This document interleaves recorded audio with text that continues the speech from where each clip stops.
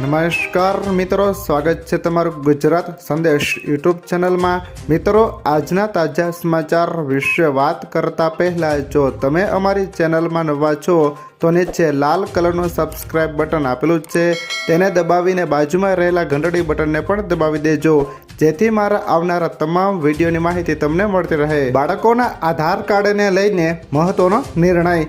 બાળકોના આધાર કાર્ડના આધારે જન્મ પ્રમાણપત્ર માટે આરોગ્ય તબીબી સેવાઓ અને તબીબી શિક્ષણ વિભાગનો નિર્ણય। નામમાં ફેરફાર કરાવવા કોઈ પણ એફિડેવિટની જરૂર નથી। બાળકોના આધાર પ્રમાણે જન્મ પ્રમાણપત્રમાં ફેરફાર માટે માત્ર અરજી મેળવવાની રહેશે। આરોગ્ય તબીબી સેવાઓ અને તબીબી શિક્ષણ વિભાગનો નિર્ણય।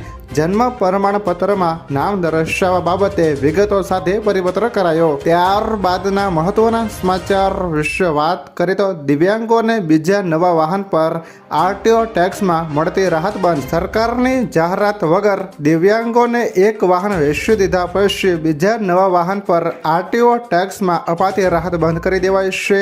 આ અંગે વાહન વ્યવહાર વિભાગે પરિપત્ર પણ કર્યા નથી। આમ છતાં આરટીઓ કચેરીઓએ પોતાની રીતે નિર્ણય લેતા દિવ્યાંગોને બિનજરૂરી ટેક્સની રકમ ચૂકવવી પડે છે। અત્યાર સુધી જૂનું વાહન વેચે અને નવું વાહન ખરીદે તો ટેક્સમાં સંપૂર્ણ માફી હતી। આરટીઓના નિર્ણયથી દિવ્યાંગોમાં ભારે રોષ ભભૂકી ઉઠ્યો છે। ત્યારબાદના અગત્યના સમાચાર વિશે વાત કરીએ તો ગુજરાતમાં સીએનજી ગેસના ભાવમાં કરાયો વધારો। ગુજરાતમાં પેટ્રોલ, ડીઝલ, શાકભાજી, ખાદ્યતેલની સાથે સાથે અનેક જીવન જરૂરિયાતી વસ્તુના ભાવ વધી રહ્યા છે, ત્યારે આ વચ્ચે સીએનજીના ભાવમાં વધારો થયો છે।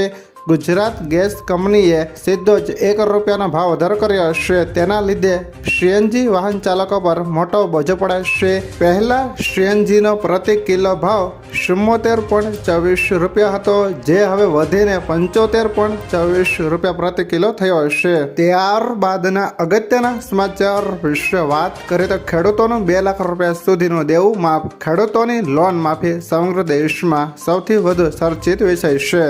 તેવામાં તેલંગાણામાં ખેડૂતોની લોન માફ કરવામાં આવી છે। તેલંગાણાના સીએમ રેવંત રેડ્ડીએ લોન માફી યોજનાની જાહેરાત કરી। તેમણે કહ્યું કે 11 ડિસેમ્બર 2018 અને 9 ડિસેમ્બર 2023 વચ્ચે લોન લેનારા ખેડૂતો માટે ₹2 લાખ સુધીની લોન સંપૂર્ણપણે માફ કરવામાં આવશે। આ પહેલા ઝારખંડ સરકારે પણ ખેડૂતોની ₹2 લાખ સુધીની લોન માફ કરવાની જાહેરાત કરી છે।